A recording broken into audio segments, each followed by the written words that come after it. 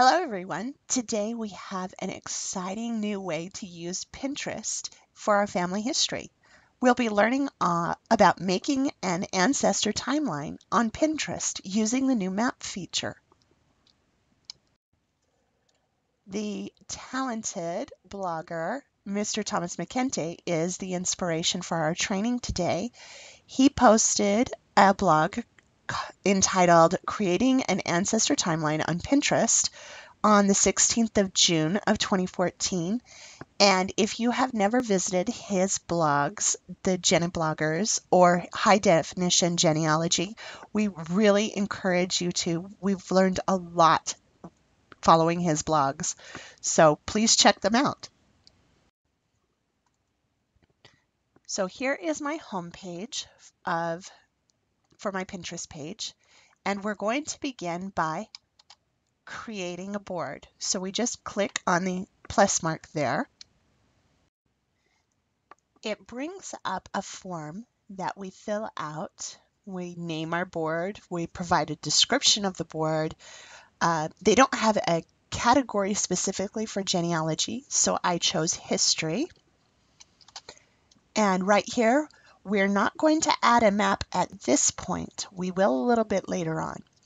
But we are going to keep it secret, which means that only I can see it at this point, which is a great feature if you want to create a board for like Christmas ideas and you don't want anybody else to see it.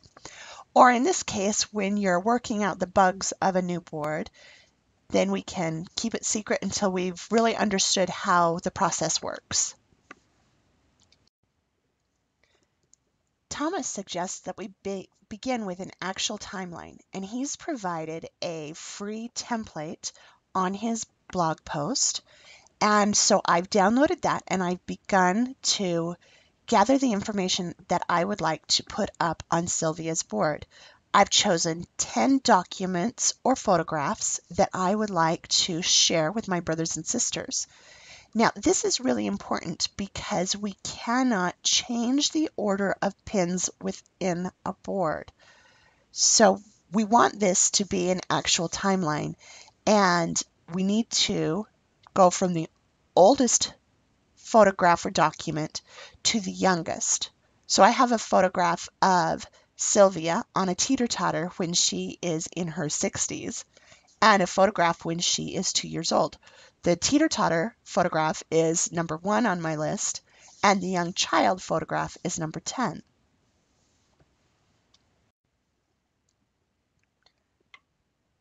So I've jumped on to Family Search, signed in, and found Sylvia Bell Campbell on my family tree.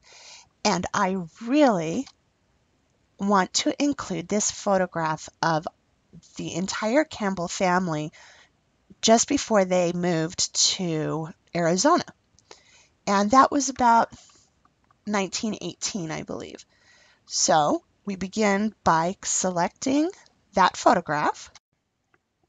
Just like we've talked about in the past, all the social media buttons are located underneath the photographs in the Family Search Memories section. So we simply click Pin It, and then Pinterest will ask us which board we would like our pin to appear, which board we'd like to organize our photograph under. In this case, we'll choose Sylvia Bell Campbell Harvey.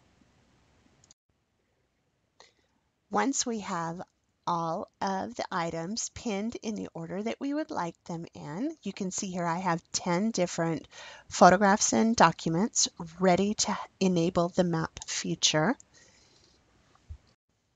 And we do that by clicking the Edit Board button in the top right-hand corner. Once we've done that, an Edit Board form comes up, and we simply add a map. This is what the map looks like, and I think it looks really cool. Now we're ready to add the places to the pins, and I can do that in 2 different ways. I can first click on the little pencil icon, or I can click on these words, Add a Place. And doing that brings up the edit pin form. And at the bottom of that form, I type in Rifle, Colorado. Now, sometimes you'll find that a particular city isn't an option for you to choose from the drop-down menu that will appear. So sometimes you have to be a little bit creative. Rifle City, Colorado, or the city of Rifle, was not in the drop-down menu, but the courthouse that is in Rifle was there. So I just chose that one. It's close enough. After each place name, you'll want to refresh the page, and that will make the little icon appear. And I've finished adding all of the place names to my pins. And you can see I have 7 over here in Colorado.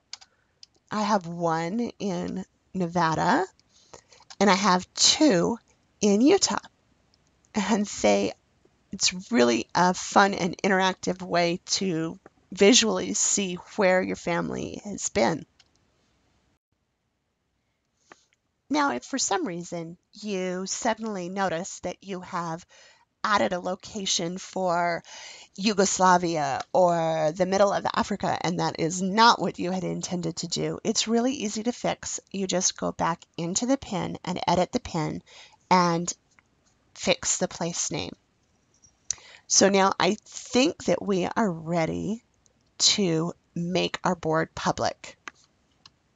And we do that by clicking the Edit Board, and that brings up the Edit Board form. And where it says Keep It Secret, before we had it say yes. Now we've clicked it, and now it is no longer secret.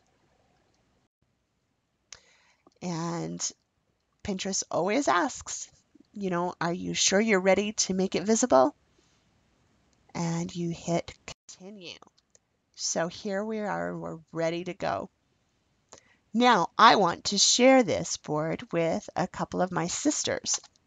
And so I click on the little tools sign, and it brings a drop-down menu, and it has Send a Board. And once we've clicked Send a Board, we can search who we would like to send this to. So I'm going to send it to my sister Sarah, and I do that by starting to type in her name, and it brings up everyone with the name of Sarah that I have a lot to do with. So I select her, and it lets me add a message to her and send it off to her. We think that this is just a neat way to introduce people to our family history. And remember, when people click on the links provided for the photographs and the documents, it will take them right into Family Search, right where their ancestors' information is. What a great way to introduce people to the Family Search and Family Tree. So we encourage you to make an ancestor timeline on Pinterest, and be sure to share it with the rest of us so we can see what cool things you've done. Have a great day, everyone.